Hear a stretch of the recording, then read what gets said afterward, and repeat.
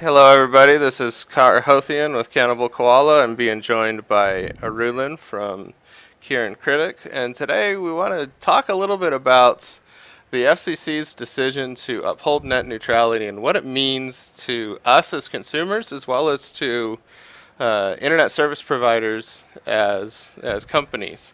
There's a lot of information floating around on the internet right now. A lot of it's valid and real, and there's a lot of information that is basically fear mongering on the parts of the companies, as far as calling it things like Obama's internet or Obamacare for the internet. We just want to talk a little bit today about what this actually means for the internet. Wow, what can I say? This has been a 10-year struggle on the part of myself, even before Kieran's Critics was even thought of. I've been a member of SaveTheInternet.org for 10 years plus. I've been a huge supporter of it, and what network neutrality basically means is that no matter what network you're going over, you're going to get the same quality of service from other networks as you would your own, and vice versa. Uh, which was a big deal back in the 1970s and 1980s with phone companies, and that's the reason why there was a big split of Bell into AT&T and Bell, no Bell South, whatever Bell company you're discussing, and that is exactly what's going on right now.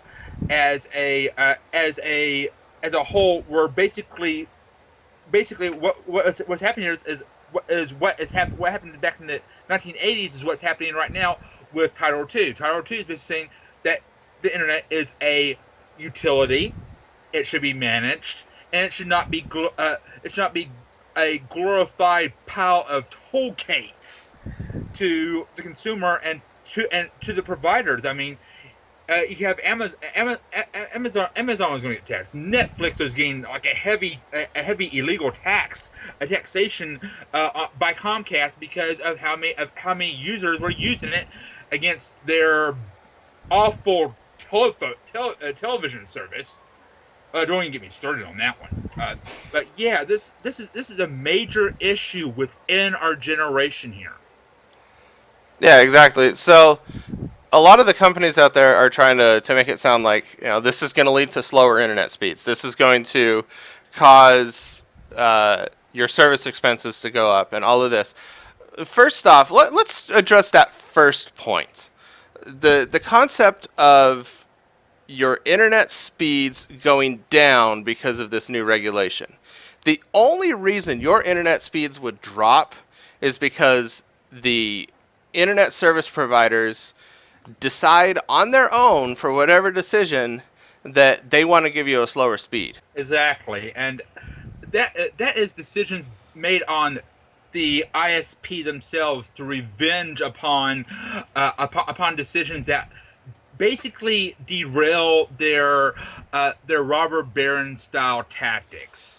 Pretty much what they're doing is they're trying to charge the content providers as well as the users and make all this money and basically drain our markets of all its money. If they do that, we're going to have an economic downfall that will make what happened in 2008 look like a freaking party popper. So let's talk about the big opponents to this plan.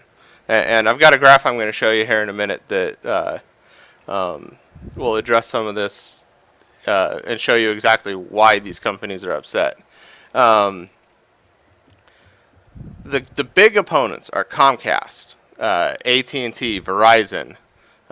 These companies are angry at the net neutrality law, and the main reason that they're angry is they've started to threaten content providers such as Netflix, saying, pay us an additional fee or we're going to throttle your connection. Under these new regulations, they're not going to be allowed to do that. And here's an interesting graph for you. This is actually originally was posted by Netflix in a blog post talking about why net neutrality is so important. Take a look here for a moment and notice the companies, by the way, that I mentioned earlier: Comcast, AT&T, Verizon. They're all listed on there. Um, Comcast made this threat to Netflix. A little bit of background before that. Netflix has a service or a system in place where they actually provide internet service providers with racks of servers that are hosting or hosting Netflix's content to be installed directly into their networks to reduce the actual bandwidth cost to the internet service providers. I know that Cox uses that. Cablevision, Google Fiber, they all take advantage of that service from Netflix. Comcast refused to use that service. They made it perfectly clear that they felt all of the expense should land on Netflix, and they needed Netflix to pay an additional fee. What you see on this graph, you can see the exact point at which Netflix basically said screw you to Comcast. All of a sudden, their connection dropped by about 25% until in January of 2014, they finally caved to the demands of Comcast to pay additional fees because it was hurting their Comcast customers.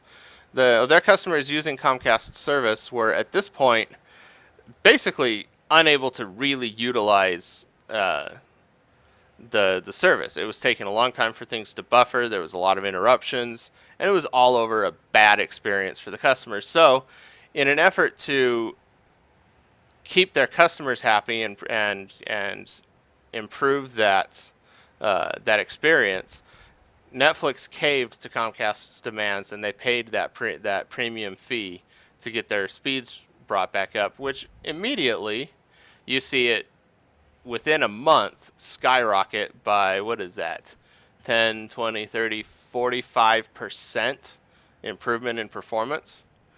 That's huge. Which tells you Comcast could have provided that all along. It wasn't really a struggle for them to provide that kind of a connection. It's just that all of a sudden Netflix was willing to pay the extra fee, and so they allowed the connection to skyrocket. With that being said, that is a classic case of robber baron type tactics. And the robber barons of today, the Hitler of today, is Comcast and Verizon and AT&T. They are they're out of their minds. I mean, even I remember reading back about 2012 when I was working for Blue Cross Blue Shield, and this was a major issue for me because this is a violation of HIPAA. That Verizon has all rights and ownership of all data that comes across their network. Me basically developing out a project that basically allows out-of-state verification for doctors who are over in another state from the state that you're currently getting your insurance from. That right there is like that is so much wrong there. I mean, it's so much wrong. So let's talk a little more about Verizon here. You've got there's a lot of people out there that are saying how regulations are bad and the government shouldn't get involved in this. Verizon was at one point actually sued the FCC over their initial attempt at maintaining a free and open internet. And that one actually was shot down on jurisdiction reasons. And now, with this new change, Verizon is again threatening to sue the FCC over their decision. Why would a big name company shell out heavy amounts of money through lobbyists and court fees and lawyers and all of that in an attempt to shut down something like this? Is it because they're a caring and gentle service that, cares about their customers and is looking out for their best interest? That's a big fat no. Verizon cares about one thing and one thing only. How can they get that almighty dollar? Oh, and get this. those who voted Republican can thank themselves, can pat themselves on the back for voting against network neutrality because uh, Ted Cruz is all about AT&T. Uh, Corker is all about Comcast. Corker, Porker. It doesn't really matter. This guy is a pig in Tennessee. I don't like him personally. Actually, out of the Republicans, I think I prefer Tanner to that scum. Uh, Rush Limbaugh is all about is all for this because they're all making money on this. Yeah, now that's an interesting point, by the way. You have Rush Limbaugh is a very, very outspoken person in the Republican Party, and you have Republicans as well as Democrats that have actually come together and agreed on this point. These aren't the politicians. The politicians have special interests. It doesn't matter if you're Republican, Libertarian, Democrat. If you're in public office, you've probably received money from some company with the expectation that you will support their interests in Congress. I'm talking about the actual grassroots people, the people that aren't actually running for any kind of an office themselves, but just honestly believe that the party line that they follow is the right one. You have Republicans as well as Democrats that have come together and said that net neutrality is an important thing. That's a big deal. That is, and it basically what network neutrality basically does is it gives not only a freedom to the internet, but it gives entrepreneurs, small companies, the ability to launch their own websites and become these massive multi-million-dollar companies. And there's exactly where our economy thrives right now is on the internet. And with these companies like Verizon, AT&T, and Comcast, basically sucker punching everybody in the gut, toll gating and bullying based on what they see as with money grabs. I mean, this is a larger money grab than EA. This is a larger money grab than what Blizzard has done, what ZeniMax has done. This is such a big money grab that they are seriously just going to do anything they possibly can to kill it. Yeah, it really is. Let's drive the point home. This video is being hosted on YouTube. YouTube is an awesome excuse me. YouTube is an awesome and wonderful thing. YouTube allows you to record your own content and throw it up on the internet for everybody to see. There's a lot of people that make very good money posting stuff to YouTube. You look at Lindsey Sterling, very, very popular violinist and musician who creates her own content and works with other people to create content. She gets paid a lot of money for her YouTube videos because they drive so much traffic to YouTube. Peter Hollins is another one. He's beautiful vocalist, amazing at what he does, and he's got a huge following on YouTube. And again, every time you go and watch one of his videos, one of those ads that you see play or the ads that are all around help to fund the work that he does. I got two to add here myself. Markiplier. I mean, he's the $6 million subscriber. I mean, he's a 6 million subscriber guy. He's got so many subscribers. He's provided money to charities. He is such a philanthropist that he does this because he knows what it is to be poor, and he's made his way up that chain. And if it wasn't for YouTube, he'd be nothing. He probably would have had a gun to his head. That's pretty much what I've heard. Yeah, so you've got all of these people that are great examples of people that have used YouTube and Twitch, which, by the way, you don't have to pay for. YouTube doesn't charge you any money to post a video online. Twitch doesn't charge you any money to stream your content. You don't have to pay anything for that. And yet, here are all these people that have made use of of these online services to become very successful in life, and with that money, they've gone on to do some very amazing things. Markiplier, I think, just raised like $70,000 for the depression Yeah, charity. yeah. Uh, he he Me racked and in a lot of money on that for me and, charity. me and Tisper tossed him $20. The I mean, first 3 hours, he had like $65,000 donated. yes, this is Tisper, First by the way. 3 hours. Yeah, and that's just Everybody incredible. And so I mean they've gone on to do some very good things with the money that they've gotten. Uh, but now let's imagine for a moment, all of a sudden, because net neutrality doesn't exist and the internet service providers can do whatever they want, uh, all of a sudden, well, you want to upload something to YouTube. I'm sorry, but YouTube now has to pay additional fees to use different companies' services, and if you want your video to actually be uploaded, now you have to subscribe to YouTube and pay an additional fee because that's the only way they can afford to pay uh, the ISP's fees. And in addition, now the ISPs see you as a content provider because you're uploading things onto the internet, and now they want to regulate your home connection. Not only do they want to regulate your home connection, but they also want to take every last bit of your video and do whatever they want with it. Like let's say censorship to your video. Let's say you have a bad word about Ted Cruz. I hate the man myself.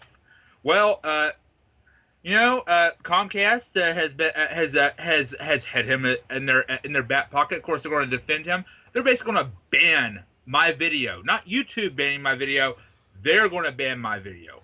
And That's specifically, they'll be able to effectively ban that video to anybody who uses Comcast for their internet service. And so it may still show just fine to people that are using Cox or people that are using Verizon, but because Comcast doesn't want that video to show, all of a sudden your ISP has the power to say, nope, you can't watch that video. That's what we're stopping with net neutrality laws. This isn't Obama's big grab to take over the internet. In fact, Barack Obama didn't even announce his support until there was already millions of Americans saying that this needs to happen.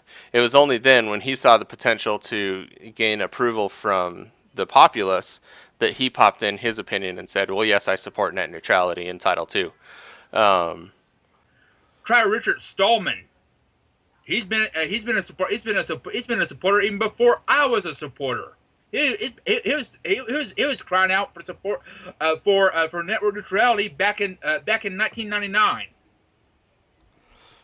Well, taking this on a political side for a little bit, and again, I consider myself politically independent. I don't support any one particular party platform. I think that most of them have problems. In fact, all of them have some kind of a problem. And that typically, once you're to that position in government, you're probably corrupt in some way or another anyway.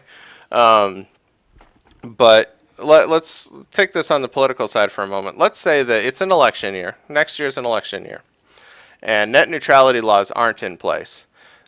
All of a sudden, we already see this to an extent with news media and things like that, where they can twist and report on things to make it sound favorable for Republicans or Democrats, however they see fit. Now imagine that the internet service providers can actually censor what you're able to see. And now they can say, oh, well, I want more Republicans in office, or I want more Democrats in office, whichever way the executive officers tend to lean politically in whatever company. They can send down the line and say, I want you to block any content that puts a favorable light on Republicans or libertarians or anybody who's not a Democrat. Censor everything that puts negative light on the Democrats. That would be more Google and Google Fiber there, but yeah, that is the kind of I mean, don't mean to say anything mean or rude towards those who have brain damage. I have brain damage myself from a stroke at age 6, but gosh darn it, you gotta be kidding me when basically we're in a world where basically information is so freely accessible, yet we're going to let this happen to our news. As it is, Fox News twists every last word that is going on out there. MSN, I mean, ABC, I mean, MSNBC is like the second worst. CNN isn't much better. I get most of my news from Co's Daily and The Grudge. Yeah, I'm actually to the point that I tend to not watch ABC or MSNBC or CNN or Fox News or any of those because unless you watch the story from every single one of those news media outlets, you're not really going to get a true and fair and honest picture in most cases. The news media is very heavily biased either towards Republicans in the case of Fox News or Democrats in the case of MSNBC and CNN. It, they are out to make their political party sound good. And I hate to say it because I know a few people that are reporters and they're honest and they truly try and tell a, a full picture, a full story of what's going on. But what ultimately makes its way onto these national news outlets is censored, for lack of a better term, and it's awful. And I don't want to see that happen to the internet, which is why I'm really happy that the FCC has reclassified the internet as a Title II and now has the power to tell internet service providers that they cannot censor stuff. They cannot restrict any legal content, and that's the important phrase here too. Legal content. So I mean, they can still, when they identify people hosting stuff on their networks that is illegal content, they can still work with law enforcement and get that stuff taken down, and we don't have to worry about any of that being stopped. Well, But there is a point that I'd like to make on that. yeah, go ahead. Okay, Carhothian just went over the legal aspect of it.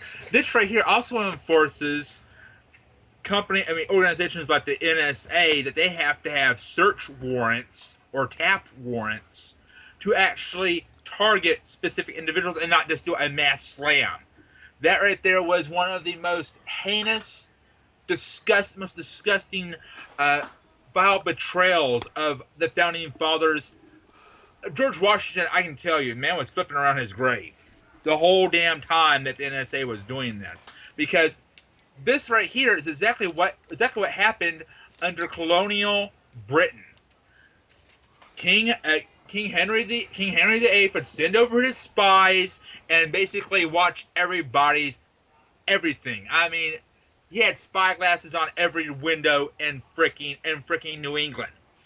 And as far as I'm concerned, our country should be ashamed of having that going on, especially of innocent people. Yeah, and I'm all for giving law enforcement the tools they need to protect the public. I really am. I honestly believe that we should help law enforcement in enforcing the laws, in protecting us. If you have information on a crime that's going on, by all means, report it to the police. Help them to help you and keep you safe. That being said, I enjoy freedom. I like being free. And if keeping me safe is going to attack and hurt my liberties as a United States citizen, I would rather take the risk of potentially not being safe and having those liberties and having those freedoms. NSA's prison project is a horrible thing that hopefully one day we'll see go away and disappear forever. But yeah, who knows where that's going to go. I am in favor of any law and any regulation that, in the end, protects the freedom of the U.S. citizens to have the comforts that they enjoy in life. The ability to go online and read whatever you want to read from whatever source you want to read it, to shop on Amazon or Google Shopping or buy.com or eBay or any of these internet retailers without having to worry about the prices of things that they can buy going up because, oh, well, suddenly we have to pay a premium to be able to give you access to our site. But instead, being able to enjoy a free and open market like it's supposed to be. As it stands now, I can go downtown in Phoenix or any other major city, and I can walk into any business that I want and provide my money to that business in exchange for whatever service they're providing, whether it be retail goods or a massage or going to see a movie, whatever the case may be. In the world of the internet, without having these net neutrality laws in place, it doesn't work that way. It should work that way. I should still have the freedom to say, well, I want to go to Netflix and watch a show today. Or I want to go onto Hulu and watch a show today. Or I want to go to Amazon Prime and watch a show today. Giving my money where I choose to give my money for the service that I believe has best warranted my money. And that was at threat. That was the risk that we were looking at over the past 10 years as ISPs have been making changes, that they have been saying, well, we don't want you to go to Netflix, so we're gonna start throttling Netflix's connection until they start paying us more money. If you want to stream or go watch television streamed from the internet, too bad, go choose somebody else.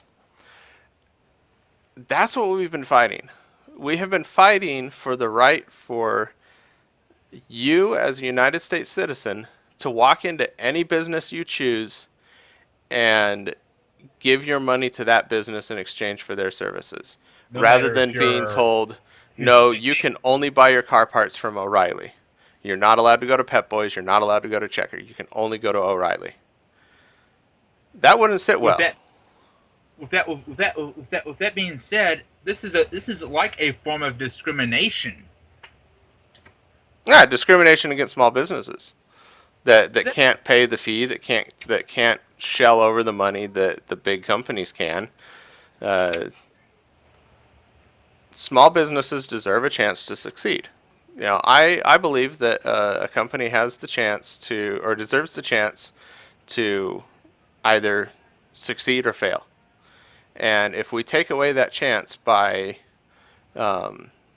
imposing huge fines and fees on the business that are unjustified and unwarranted, then we're basically telling small business that, we don't care about you. We're all about big corporations. Which is interesting. Democrats usually vote very heavily against anything that supports big business and helps it to earn its profits.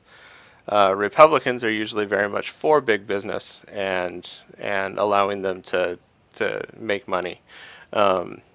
Both sides have come together and have agreed that what really is the backbone of the United States economy is the small business owner. You go to any small town where, now let's take Beaver, Utah, for example. Amazon has never heard of Beaver, Utah. I mean, they may have thrown a shipping label onto a box that's going to Beaver, Utah. But the town itself, the people that make decisions at Amazon have never heard of Beaver, Utah. They're not going to set up a warehouse there anytime soon. They're not going to, set up all of their developers there or build a data center there. They don't even know what this town is or where it's located in Utah. So how does Beaver, Utah thrive? Its citizens, its community, its residents open up their own business. They have farmers there that sell farming goods to who the different feedlots throughout the area, or even ship it to like California or Wyoming or wherever anything has to go. They sell their goods. They have people that have opened up shop as a doctor or a dentist. They have companies that have established a hospital there. These aren't big, huge corporations that are on the stock market and exchanging money and publicly funded. They're small businesses that this is the daily life of those people. That town only exists because of those small businesses. If those small businesses disappeared, that town would be hemorrhaging money until it just died completely. And so the small business is the backbone of the United States economy. Both the Republicans and the Democrats have seen that in the case of net neutrality, and they realize that protecting companies that are starting up on the internet and trying to make a name for themselves and grow the economy can only do so if the internet is free and open and available to them. Exactly. And the internet is the new marketplace. It's no longer about so much brick and mortar as it is about having an online presence. And if small companies like, let's take one of my favorite small towns, Ripley, Tennessee. Hurrah! Nutbush, Tennessee. Go Turner. Tina Turner, by the way. Uh, those are like one stoplight towns, and a lot of people make their bread and butter on eBay. They go, they find stuff that is actually needed, antiques, so forth, and they sell from there. I mean, you don't know how many eBayers I know around there, and if eBay cannot provide the services that they are, uh, you can pretty well say the last hanging thread that's holding together Ripley will snap. Yeah. I mean, seriously. So we have talked a lot and covered a lot of ground in this. And so I just want to wrap everything up by saying, go out and do the research yourself. Don't listen to what the news is saying. Don't listen to what the fear mongers are saying. Go to the FCC. I'll include links to everything in the description of the video so that you can find it. Go to the FCC, look up their proposal, read through it, and see for yourself what it's actually intending to do. I mean, this isn't just a, sudden decision. It's not just like a whimsical call. This is something that has been debated and considered, and public opinion has been sought after. They have given a huge amount of thought into all of this. Tom Wheeler didn't just say, "Oh well, this is how it's going to be." He really has struggled with this since 2012, actually, since his initial attempts at protecting the internet were shot down. He has given a lot of thought and a lot of attention to how to protect the internet as we see it and know it today from becoming so much more than what we enjoy into something that, or I should say, so much less than what we enjoy. Hey, let me tell you something about Tom Wheeler, okay? I've been watching this little crook here, and he's a crook because basically 2014 he was starting to cave into the to Verizon, to Comcast, and to AT&T. If it wasn't for the millions of people screaming cry havoc at this man, we'd probably have even crazier stuff, like instead of you getting charged per megabyte on Verizon, you're charged for even just being on their freaking network per second. That's the kind of insanity that Verizon wants to see right now. That's the kind of stuff that they're wanting to see right now. They're wanting to see every last dime that you have saved going into their pockets. Yeah. So this really is. There's so much more to this than the news media is reporting, than the fearmongers are reporting. Go on, see for yourself what this is all about. Actually do the research. And I can promise you that the results and the answer that you're going to see is not what the news media has been reporting on. It's not what the party liners are purporting that it is. It really is there to protect the internet so that we can enjoy it and actually have an internet. Go ahead and write in the comments your opinion on this. Let's have an open topic and debate. Let's really hash out the details and talk about what this actually means for America and the rest of the world, in that for that matter. Considering a lot of the content on the internet comes from the United States. Like this video, subscribe to the channel if you like what we're talking about. Yes. This is Arulin with Kieran's Critics. And it's Carhothion with Cannibal Koala. Have a great day.